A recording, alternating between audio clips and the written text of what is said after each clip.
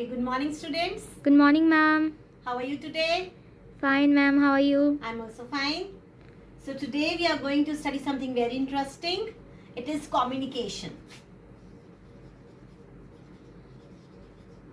So what we are doing today, can anybody tell me, is it written communication or oral communication? Oral communication. Yes. So we are communicating orally. Now what is communication?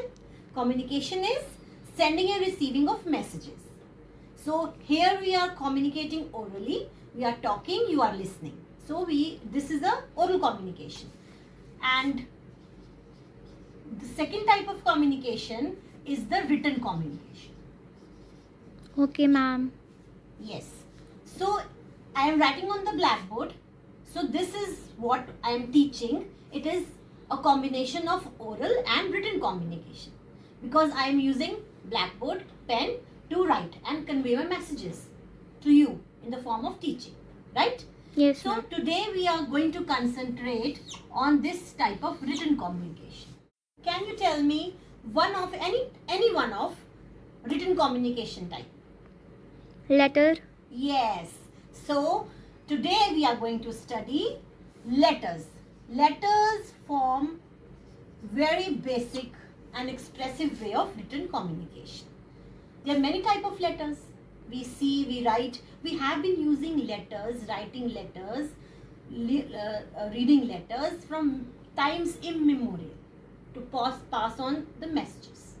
So today we are going to study letters, and in our course we are going to study how to write formal letters. So letters can be of many types. They are formal, they are informal. So today we are going to concentrate on formal letters. So can anybody tell me what type of formal letters we use in our day-to-day life? The most commonly used formal letter, when you are absent, when you are going to take a leave, what you write? Leave application. Yes. So leave application is a type of formal letter. So to understand how to write a perfect formal letter, we have to understand how to write it, dividing it into basic parts. There are total 7 steps, 7 very important steps for writing the formal letter. The first one is the sender's address.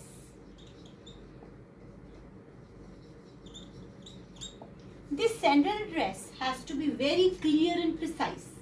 This is the person who is writing the letter, where he resides, what is his address, from where the letter is going, that is the sender's address. Okay. So now I'll give you an example. We'll write the house number.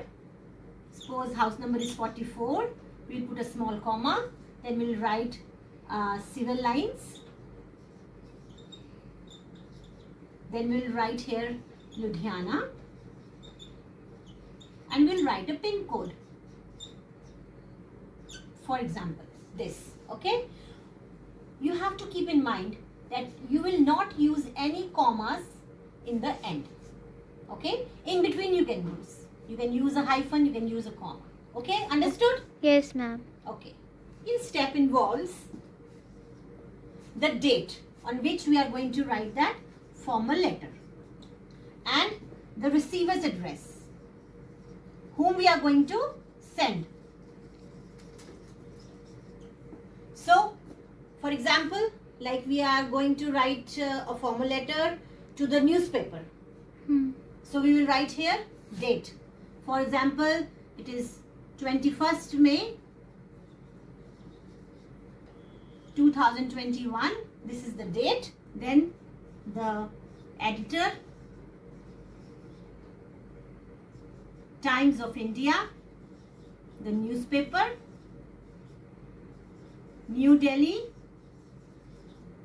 1, 1, 2, 3, 4, 5, the pin code. So this is the address of the receiver of the letter. Understood? Yes, ma'am.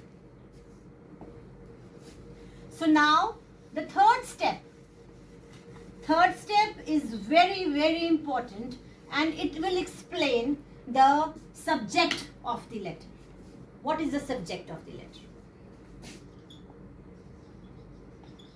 Subject means the topic, about why we are writing the letter, what we want, and it is just like a heading. Subject of the letter is the main crux or the theme of the letter. For example, if we are going to write the letter telling about the inappropriate medical facilities of our area, we will write the subject of the letter, inappropriate medical facilities in our area. Is it clear? Yes, Okay. ma'am. Okay, the fourth step in writing a formal letter is the salutation part. Now, what is salutation?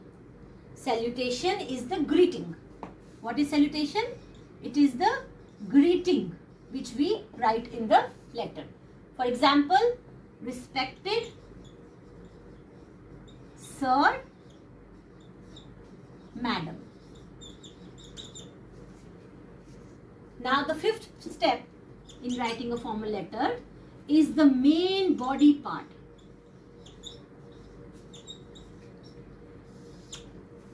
This body part of the letter will tell you why we are writing the letter, what we want to request, what we want to complain, and how we are going to go about it. We'll have three parts.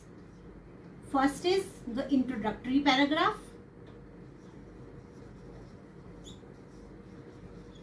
Second is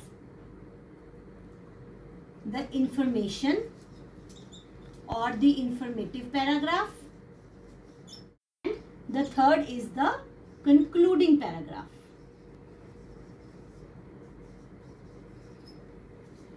We will divide the body part of the letter in three paragraphs.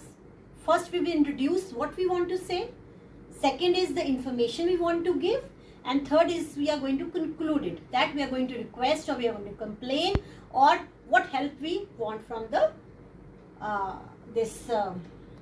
receiver of the formal letter. Is it clear? Yes, ma'am. So now the sixth part, the sixth subject, the sixth step involved in writing a formal letter is the complimentary clause. When we have already communicated what we want to tell, what we want to request, we want to complain, we want to inform, now we will end it with a complimentary note. Complimentary note or a clause with simple words like yours truly, yours sincerely, like this. Okay? And please make a note that the second word, truly, sincerely, is always with a starting with a small letter, not with a capital letter. Is it okay? So now the seventh step involved in writing a formal note is, can anybody tell me? Name. Yes, name of the sender. Very easy.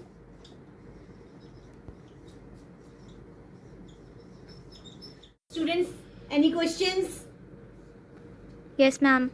Yes, tell me. Can we add the signature? Yes, of course. When you are going to write the name of the sender, you can add your signature and you can even write your designation. Okay, ma'am. Yes. So now please students note down the homework. You have to write a letter to the chairman of the National Library to open a furnished library in your locality. I repeat, write a letter to the chairman of the National Library to open a furnished library in your locality. And mind my words, dear students, follow these 7 steps and try to write this letter. Okay? Yes, ma'am. Thank you.